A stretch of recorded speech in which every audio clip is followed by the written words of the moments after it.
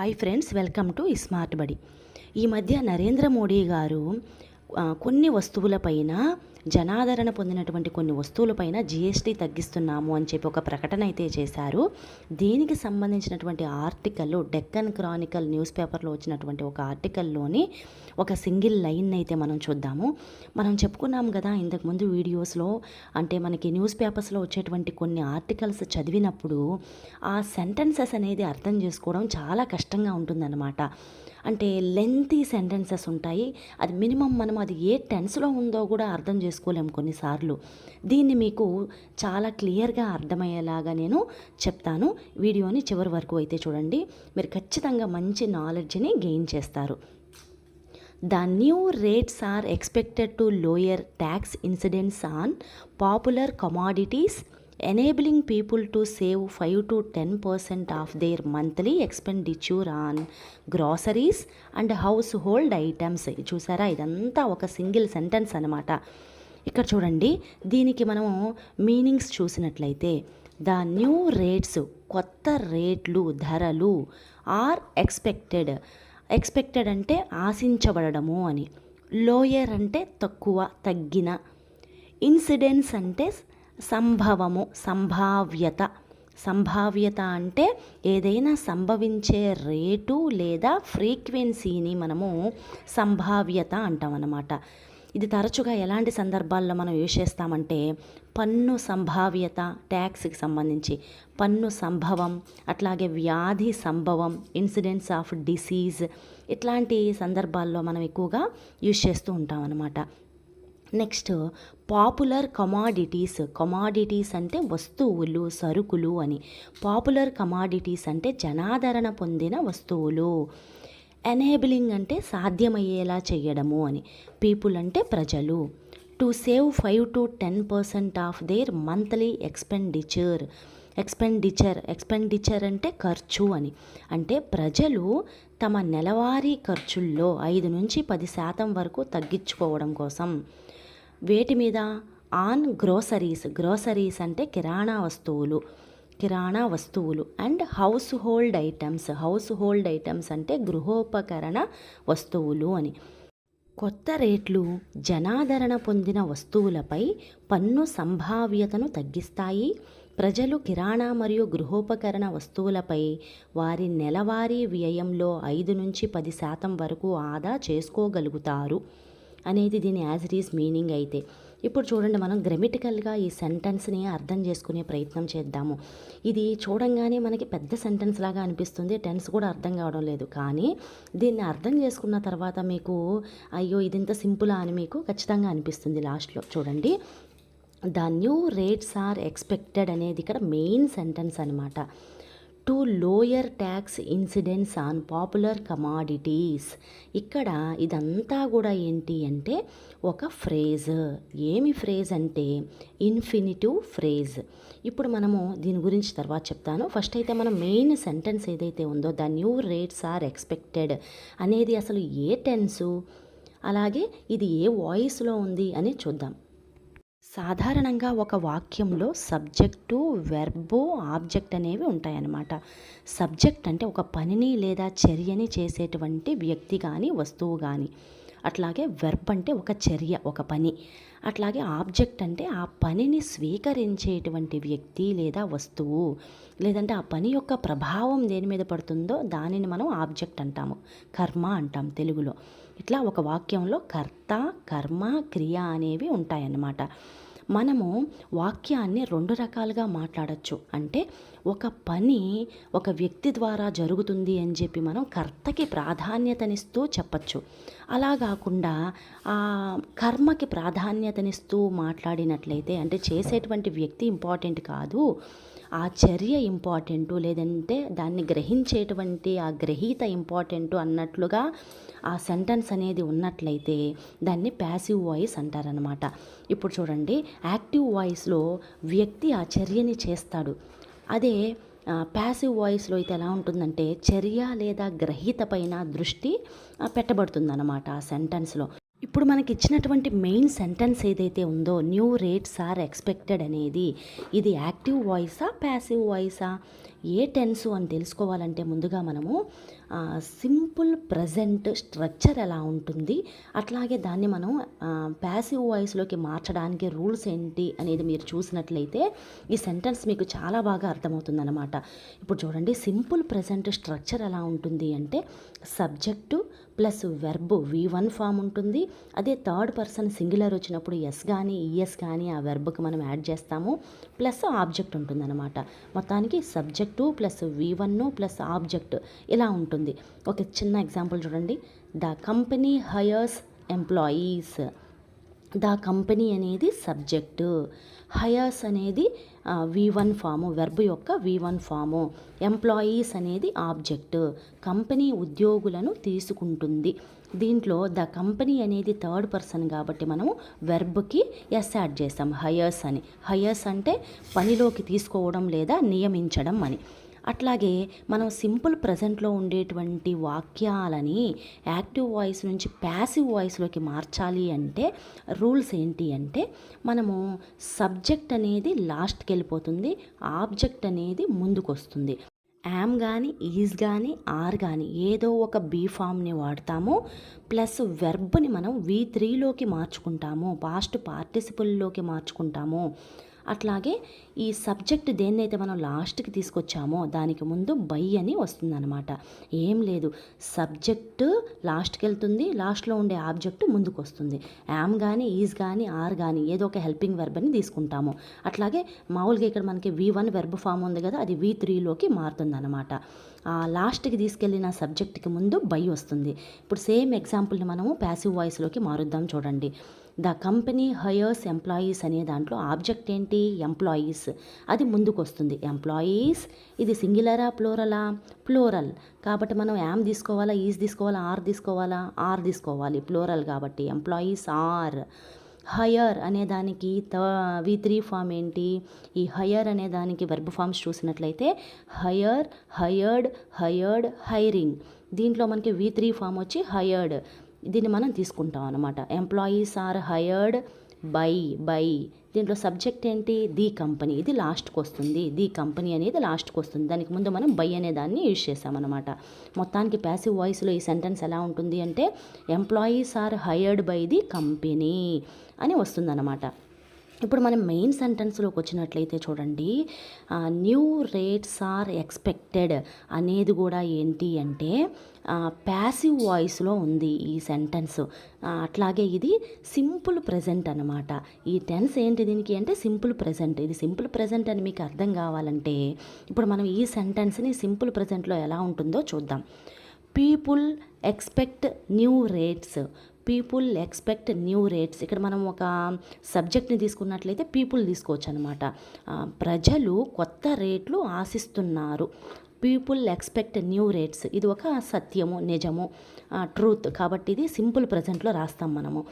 People expect new rates అన్న దాంట్లో people అనేది సబ్జెక్టు, ఎక్స్పెక్ట్ అనేది V1 ఫామ్ అనమాట. ఎక్స్పెక్ట్, ఎక్స్పెక్టెడ్, ఎక్స్పెక్టెడ్, ఎక్స్పెక్టింగ్ దీంట్లో V1 ఫామ్ ఉంది, ప్లస్ న్యూ రేట్స్ అనేది ఆబ్జెక్ట్. కాబట్టి subject plus V1 plus object అనేది ఏ టెన్స్ ఇది, సింపుల్ ప్రజెంట్ అనమాట. దీన్ని మనము ప్యాసివ్ వాయిస్లోకి మార్చినట్లయితే ఇక్కడ ఆబ్జెక్ట్ ఏంటి, న్యూ రేట్స్ అనే దాన్ని మనం ముందుకు తీసుకొస్తాము. అట్లాగే ఈ న్యూ రేట్స్ అనేది సింగులరా ప్లూరలా, రేట్స్ అన్నాము ధరలు కాబట్టి ప్లూరలు. మనం ఏం చెప్పుకున్నాము, సింపుల్ ప్రజెంట్లో ఉండేటువంటి సెంటెన్స్ని ప్యాసివ్లోకి మార్చేటప్పుడు ఏం చేయాలి, యామ్ కానీ ఈజ్ కానీ ఆర్ కానీ ఏదో ఒక బీ ఫామ్ని వాడాలి అన్నాము.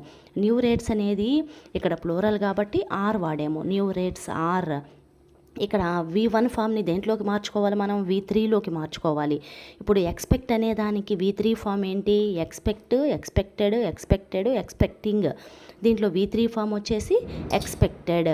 New rates are expected by the people. ఇక్కడ బై ది పీపుల్ పెట్టినా ఒకటే పెట్టకపోయినా ఒకటే అనమాట.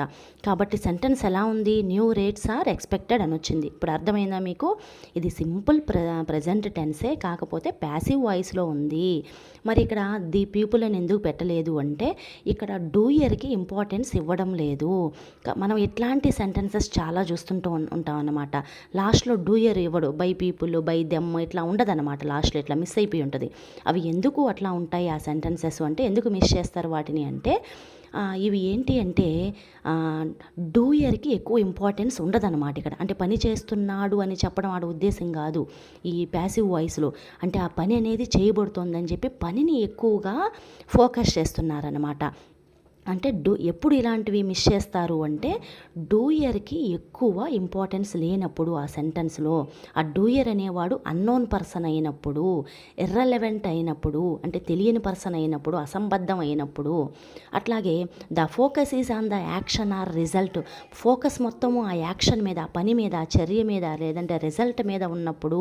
కాబట్టి ఇలాంటి సెంటెన్సెస్లో అంటే డూయర్ అనేవాడు పనిచేసేవాడు అన్నోన్ పర్సన్ అయినప్పుడు, అంటే పర్టికులర్గా ప్రధానమంత్రి నరేంద్ర మోడీ గారు ఇట్లా, లేకపోతే రామ్, లేకపోతే మోహన్, ఇట్లాగా పర్టికులర్గా పలానా పర్సను అని మనం చెప్పం అన్నమాట. ఇక్కడ అన్నోన్ పర్సన్ అనమాట. పీపుల్ అంటే ఎవరైనా కావచ్చు, అక్కడ అన్నోన్ పర్సన్, ఇట్లా అన్నోన్ పర్సన్ డూయర్గా వచ్చినప్పుడు. అట్లాగే ఆ వాక్యంలో డూయర్ కంటే కూడా పని యొక్క ఫలితానికి ఎక్కువ ఇంపార్టెన్స్ ఇస్తూ ఉన్నట్లయితే, పని యొక్క ఫలితాన్ని ఎంఫసైజ్ ఎంఫసైజ్ చేయడం అంటే నొక్కి చెప్పడము, ఉద్ఘాటించడము చేస్తున్నట్లయితే మనం ఏం చేస్తామంటే ఇట్లాగా డూయర్ని ఒమిట్ చేసేస్తామన్నమాట, తీసేస్తామన్నమాట. కాబట్టి మనకి మెయిన్ సెంటెన్స్లో ఏమొచ్చింది, న్యూ రేట్స్ ఆర్ ఎక్స్పెక్టెడ్ అని వచ్చింది. ఈ by people, by experts, by them ఇట్లాగా లేదనమాట. ఈ సెంటెన్స్లో కూడా ఏంటి అంటే కొత్త రేట్లు ఆశించబడతాయి అనే ఈ ఉదాహరణలో ఎవరు ఆశిస్తున్నారో కాకుండా అంచనాలపైనే ఎక్కువ దృష్టి ఉంటుందన్నమాట. వ్యక్తులచే అనే పదాన్ని ఇక్కడ మనం వదిలేస్తే, బై పీపుల్ అనే దాన్ని వదిలేస్తే వాక్యం ఏమవుతుంది, ఇంకా సంక్షిప్తం అవుతుంది. అట్లాగే ఫలితాన్ని నొక్కి చెప్పబడుతుంది అన్నమాట ఇక్కడ. న్యూ రేట్స్ ఆర్ ఎక్స్పెక్టెడ్, కొత్త రేట్లు ఆశించబడతాయి. To lower tax incidents on popular commodities. ఇక్కడ ఆన్ పాపులర్ కమాడిటీస్, ఆన్ అంటే మీద, పాపులర్ అంటే జనాదరణ పొందినటువంటి, కమాడిటీస్ అంటే సరుకులు లేదా వస్తువులు. జనాదరణ పొందినటువంటి వస్తువులు లేదా సరుకులు పై ఇన్సిడెంట్స్ అంటే సంభవము లేదా సంభావ్యత. దీన్ని మనము ఎట్లాంటి సందర్భంలో వాడతామంటే ట్యాక్స్ ఇన్సిడెంట్స్, పన్ను సంభావ్యత, లేదంటే ఇన్సిడెంట్స్ ఆఫ్ డిసీజ్, వ్యాధి సంభవము, వ్యాధి సంభావ్యత. అంటే ఏదైనా సంభవించేటువంటి రేటు లేదా ఫ్రీక్వెన్సీని సూచిస్తుందన్నమాట ఈ వర్డ్. కాబట్టి జనాదరణ పొందినటువంటి వస్తువులపై ట్యాక్స్ యొక్క సంభావ్యతని టు లోయర్, తగ్గించడానికి. కాబట్టి దీనికి ఈ లైన్కి ఇక్కడ చూడండి, దీనికి మనకి ఫుల్ మీనింగ్ వస్తుందా? To lower tax incidents on popular commodities. జనాదరణ పొందినటువంటి వస్తువులపై ట్యాక్స్ సంభావ్యతని తగ్గించడానికి. కంప్లీట్ మీనింగ్ అనేది రావడం లేదు కాబట్టి ఇది ఒక ఫ్రేజ్. ఒకటి కంటే ఎక్కువ పదాలు కలిసి రావడాన్ని మనం ఫ్రేజ్ అంటాం అనమాట. ఫ్రేజ్ అంటే పదబంధము. దీంట్లో ఒకటి కంటే ఎక్కువ పదాలు కలిసి వస్తాయి. 2 కావచ్చు, 4 కావచ్చు, 10 కావచ్చు. ఇది మామూలు సెంటెన్సెస్ లాగా సబ్జెక్టు, వెర్బు అనేటువంటి ఫార్ములాని కలిగి ఉండదన్నమాట. అట్లాగే ఒక్కొక్కసారి నౌన్తో ఫ్రేమ్ అవుతుంది, ఒక్కొక్కసారి వెర్బ్తో ఫ్రేమ్ అవుతుంది, అప్పుడప్పుడు ప్రిపోజిషన్తో ఫ్రేమ్ అవుతుంది. ఇట్లాగా దేంతో అయితే ఫ్రేమ్ అవుతుందో దాన్ని బట్టి దానికి ఒక పేరు ఉంటుంది అనమాట ఆ ఫ్రేజ్కి. ప్రిపోజిషనల్ ఫ్రేజ్ అని, అట్లాగే నౌన్ ఫ్రేజ్ అని, వెర్బ్ ఫ్రేజ్ అని, అడ్వెర్బియల్ ఫ్రేజ్ అని, ఇట్లాగా డిఫరెంట్ పేర్లు ఉంటాయన్నమాట. ఇక్కడ మనకి గమనించినట్లయితే టు లోయర్ అనేది ఇన్ఫినిటివ్. టు లోయర్ అనేది ఒక ఇన్ఫినిటివ్. కాబట్టి ఈ ఫ్రేజ్కి ఏమని పేరు అంటే ఇన్ఫినిటివ్ ఫ్రేజ్ అని పేరు అనమాట. ఇక్కడ ఈ ఫ్రేజ్లు అనేవి ఏం చేస్తాయి అంటే ఇవి కంప్లీట్ మీనింగ్ని కలిగి ఉండవు. అంటే ఇప్పుడు మనకి ఒక సెంటెన్స్లో సబ్జెక్టు, వెర్బు ఉంటుంది, అట్లాగే ఫుల్ మీనింగ్ ఉంటుంది కదా. అట్లాగే దీనికి సబ్జెక్టు, వెర్బు అనే ఫార్ములా ఉండదు, అట్లాగే కంప్లీట్ మీనింగ్ ఉండదు. కంప్లీట్ మీనింగ్ కావాలంటే పక్కన మెయిన్ సెంటెన్స్ అనేది ఉండాలి. మరి ఇవి ఏం చేస్తాయి అంటే ఆ మెయిన్ వెర్బ్ ఏదైతే ఉంటుందో ఆ వెర్బ్ని డిస్క్రైబ్ చేయడానికి, వర్ణించడానికి, లేదంటే ఆ వెర్బ్కి సంబంధించి, ఆ పనికి సంబంధించి అడిషనల్ ఇన్ఫర్మేషన్ ఇవ్వడానికి ఇవి మనకి ఉపయోగపడతాయి అన్నమాట ఈ ఫ్రేజులు అనేవి. ఇక్కడ మనకి ఒక డౌట్ వస్తుందన్నమాట. టు అనేది ఒక ప్రిపోజిషన్ కదా, మరి ఇది ప్రిపోజిషనల్ ఫ్రేజ్ కదా, ఇన్ఫినిటివ్ ఫ్రేజ్ అంటారేంటి అనే డౌట్ మనకి ఇక్కడ వస్తుందన్నమాట. అంటే మనకి అది ప్రిపోజిషనల్ ఫ్రేజా లేకపోతే ఇన్ఫినిటివ్ ఫ్రేజా అని తెలియాలంటే ఒక చిన్న టెక్నిక్ ఉందన్నమాట. అదేంటి అంటే టు ప్లస్ వెర్బ్ ఉంటే అది ఇన్ఫినిటివ్ ఫ్రేజ్. అట్లాగే టు ప్లస్ పక్కన నౌన్ కానీ ప్రొనౌన్ కానీ ఉంటే అది ప్రిపోజిషనల్ ఫ్రేజ్. అది ప్రిపోజిషన్ అని అర్థం చేసుకోవాలా. టు ఉంటుంది, పక్కన నౌన్ అంటే పేర్లను తెలిపే పదాలని నౌన్స్ అంటారు. ఆ పేర్లకి బదులుగా వాడే వాటిని ప్రొనౌన్స్ అంటారు. పేర్లకు బదులుగా ఏం వాడతాము? ఆమె, అతడు, వారు, ఇది, అది, ఇట్లాగే వీటిని వాడతాం కదా. హీ, షీ, ఇట్, దే, ఇవన్నీ కూడా ప్రొనౌన్స్ అన్నమాట. టు పక్కన నౌన్ కానీ ప్రొనౌన్ కానీ వస్తే అది ప్రిపోజిషనల్ ఫ్రేజ్. అలా కాకుండా టు పక్కన వెర్బ్ వస్తే అది ఇన్ఫినిటివ్ ఫ్రేజు. ఎక్కువగా V1 వస్తుంది, అక్కడక్కడ V3 కూడా కనిపిస్తూ ఉంటుంది అనమాట. ఇట్లా టు ప్లస్ వెర్బ్ ఉంటే ఇన్ఫినిటివ్ ఫ్రేజు, అలా కాకుండా టు పక్కన నౌన్ కానీ ప్రొనౌన్ కానీ ఉంటే అది ప్రిపోజిషనల్ ఫ్రేజు. మరి ఇన్ఫినిటివ్ ఫ్రేజ్ ఎలా వర్క్ అవుతుంది, ప్రిపోజిషనల్ ఫ్రేజ్ ఎలా వర్క్ అవుతుందో చూద్దాం. ఇన్ఫినిటివ్ ఫ్రేజ్ అనేది ఒక వాక్యంలో నౌన్గా కానీ అడ్జెక్టివ్గా కానీ అడ్వర్బ్గా కానీ వర్క్ చేస్తుంది. Example, to travel is my dream. ఇక్కడ టు ట్రావెల్ అనేది నౌన్గా వచ్చిందనమాట. ఇక్కడ టు పక్కన వెర్బ్ వచ్చింది కాబట్టి ఇది infinitive phrase. Adjective, the book is easy to read. ఇక్కడ చూడండి, the book is easy to read. Book అనేది నౌన్. దీని స్పెషాలిటీని చెప్తుండేటువంటిది ఏంటి ఇక్కడ అంటే ఈజీ టు రీడ్. ఆ బుక్ అనేది దాని స్పెషాలిటీ ఏంటి అంటే, ఆ బుక్ అనేటువంటి నౌన్ కదా, దాని స్పెషాలిటీ ఏంటి అంటే ఈజీ టు రీడ్, చదవడానికి ఈజీగా ఉంటుంది. కాబట్టి ఈజీ టు రీడ్ అనేది ఆ బుక్ యొక్క స్పెషాలిటీని చెప్తుంది. బుక్ అనేది గ్రామటికల్గా నౌన్ యొక్క స్పెషాలిటీని చెప్పేదాన్ని విశేషణం అంటారు, అడ్జెక్టివ్ అంటారు. కాబట్టి ఈజీ టు రీడ్ అనేది ఇక్కడ ఏం చేస్తుంది, అడ్జెక్టివ్గా వర్క్ చేస్తుంది. నెక్స్ట్ టు పక్కన రీడ్ అనే వెర్బ్ వచ్చింది కాబట్టి ఇది ఇన్ఫినిటివ్ ఫ్రేజ్. అడ్వర్బ్ నెక్స్ట్ క్రియా విశేషణంగా పనిచేస్తుంది. She worked hard to succeed. To succeed, to వచ్చింది ప్లస్ వెర్బ్ వచ్చింది కాబట్టి ఇది ఇన్ఫినిటివ్ ఫ్రేజ్. ఇక్కడ worked hard to succeed. Worked అంటే ఆమె వర్క్ చేసింది. ఎలా వర్క్ చేసింది, ఆమె పని ఎలా చేసింది, పని యొక్క స్పెషాలిటీని చెప్తుంది అనమాట. ఇక్కడ హార్డ్ టు సక్సీడ్ అని, చాలా హార్డ్గా వర్క్ చేసింది సక్సెస్ అవ్వడానికి అని చెప్పి ఇక్కడ క్రియ యొక్క విశేషతను తెలుపుతుంది కాబట్టి ఇది క్రియా విశేషణంగా వర్క్ అవుతుంది. ఇక్కడ ఇన్ఫినిటివ్ ఫ్రేజ్లో మనకి టు పక్కన వెర్బ్ వస్తుంది, ఈజీగా ఐడెంటిఫై చేయగలుగుతాం. అట్లాగే ప్రిపోజిషనల్ ఫ్రేజ్లో టు పక్కన నౌన్స్ కానీ ప్రొనౌన్స్ కానీ వస్తాయి. నౌన్స్ అంటే పేర్లను తెలిపే పదాలని నౌన్స్ అంటారు. ఇలా పేర్లు వస్తాయి, లేదంటే ప్రొనౌన్స్ వస్తాయి అన్నమాట. పేర్లకి బదులుగా వాడేటువంటి వాటిని ప్రొనౌన్స్ అంటారు. పేర్లకు బదులుగా మనం వాడేటువంటివి ఏవి? హీ, అతడు, షీ, ఆమె, ఇట్, ఇది, దే, వారు, వి, మనము, మేము, ఇట్లాంటి పదాలను వాడతాం అన్నమాట మనం. ఇట్లాగా నౌన్స్ కానీ ప్రొనౌన్స్ కానీ పక్కన ఉంటే టు పక్కన అది ప్రిపోజిషనల్ ఫ్రేజు. ఈ ప్రిపోజిషనల్ ఫ్రేజ్ ఏం చేస్తుంది, డైరెక్షన్ని కానీ లొకేషన్ని కానీ రిలేషన్ని కానీ చెప్తుందన్నమాట. Example, I am going to the store. దీంట్లో టు ది స్టోర్, ఇక్కడ చూడండి టు పక్కన ద స్టోర్ అని ఉంది. స్టోర్ అంటే షాప్ అని నౌన్ వచ్చింది. అట్లాగే the gift is to my sister. చూడండి ఇక్కడ వెర్బ్ అనేది రాలేదు, టు మై సిస్టర్, ఇక్కడ కూడా నౌన్ వచ్చిందనమాట. అట్లాగే the road leads to the city. ఇట్లాగా మనకేం వస్తున్నాయి పక్కన నౌన్స్ కానీ ప్రొనౌన్స్ కానీ వస్తాయి అన్నమాట. టు పక్కన నౌన్స్ కానీ ప్రొనౌన్స్ కానీ వస్తే అవి ప్రిపోజిషనల్ ఫ్రేజ్ అవుతాయి. అలా కాకుండా టు పక్కన వెర్బ్ ఉంటే అది ఇన్ఫినిటివ్ ఫ్రేజ్ అవుతుంది. Next line, enabling people to save 5 to 10% of their monthly expenditure on groceries and house hold items. Enabling అంటే సాధ్యమయ్యేలా చేయడం, పీపుల్ అంటే ప్రజలు, దెయిర్ అంటే వారి యొక్క, మంత్లీ అంటే నెలవారీ, ఎక్స్పెండిచర్ ఖర్చులు, గ్రోసరీస్ అంటే కిరాణా సామాను, హౌస్ హోల్డ్ ఐటమ్స్ గృహోపకరణ వస్తువులు. Enabling people to save 5 to 10% of their monthly expenditure on groceries and house hold items. దీనికి ఎగ్జాక్ట్ మీనింగ్ చూసినట్లయితే, ప్రజలు కిరాణా మరియు గృహోపకరణ వస్తువులపై వారి నెలవారీ వ్యయంలో 5 నుంచి 10% వరకు ఆదా చేసుకునేలా దీనికి కంప్లీట్ మీనింగ్ అనేది లేదు. ఇక్కడ ఎనేబులింగ్ అనే దానికి వెర్బ్ ఫామ్స్ చూసినట్లయితే ఎనేబుల్, ఎనేబుల్డ్, ఎనేబుల్డ్, ఎనేబులింగ్. ఇక్కడ ఎనేబులింగ్ అనేది V4 ప్రజెంట్ పార్టిసిపుల్. కాబట్టి ఈ enabling people to save 5 to 10% of their monthly expenditure on groceries and house hold items. ఇదంతా కూడా ఏంటి అంటే ఒక ఫ్రేజ్, అది కూడా పార్టిసిపుల్ ఫ్రేజ్. దీంట్లో సబ్జెక్టు వెర్బు అనేటువంటి స్ట్రక్చరు లేదు. ఇది కొన్ని పదాల కలయిక, ఒక పదబంధము. కాబట్టి ఇదంతా కూడా ఒక ఫ్రేజ్ అనమాట.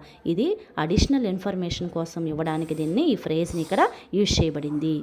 సెంటెన్స్ సింపుల్ ప్రజెంటే, కానీ ప్యాసివ్ వాయిస్ని వాడడం వల్ల, కొన్ని ఫ్రేజెస్ని వాడడం వల్ల అడిషనల్ ఇన్ఫర్మేషన్ కోసము ఇది ఒక స్పెషల్ సెంటెన్స్గా మారిపోయిందనమాట. అట్లాగే చూడడానికి కూడా కొంచెం కష్టంగా అనిపిస్తుంది, కానీ అర్థం చేసుకుంటే ఇలాంటి సెంటెన్సెస్ అనేవి చాలా ఈజీగా ఉంటాయి. మీరు ఏమైనా న్యూస్ పేపర్స్లో ఆర్టికల్స్ చదివినా కూడా మీకు అది అర్థమయ్యేదానికి ఛాన్సెస్ ఉన్నాయన్నమాట. ఈ సెంటెన్స్లో వచ్చినటువంటి ఒక 3 మంచి వర్డ్స్కి నేను ఒక సింగిల్ ఎగ్జాంపుల్ అయితే ఇస్తాను, సో దట్ అది మీకు చాలా ఈజీగా గుర్తుండిపోతుంది. ముందుగా ఇన్సిడెంట్స్. ఇన్సిడెంట్స్ అంటే ఏదైనా సంభవించేటువంటి రేటు లేదా ఫ్రీక్వెన్సీని ఇన్సిడెంట్స్ అంటారు. దీనికి example, the incidents of accidents on this road is high. ఈ రోడ్డుపై ప్రమాదాల సంభవం ఎక్కువగా ఉంది. సంభవం అంటే ఇక్కడ ఆ ఫ్రీక్వెన్సీ, ఆ రేటు, ప్రమాదాల రేటు ఎక్కువ ఈ రోడ్డు మీద అని. Next word commodities. కమాడిటీస్ అంటే సరుకులు లేదంటే వస్తువులు. Example, the trader invested heavily in precious commodities like gold and silver. ఆ వ్యాపారి బంగారం, వెండి వంటి విలువైన వస్తువుల్లో భారీగా పెట్టుబడి పెట్టాడు. Next expenditure. ఎక్స్పెండిచర్ అంటే ఖర్చు. Household expenditure on groceries increased due to rising food prices. ఆహార ధరలు పెరగడం వల్ల కిరాణా సామాగ్రిపై గృహ వ్యయం పెరిగింది. మీకు ఈ వీడియో ఇన్ఫర్మేటివ్గా అనిపించినట్లయితే please like, share and subscribe to our channel for more videos. Thank you all.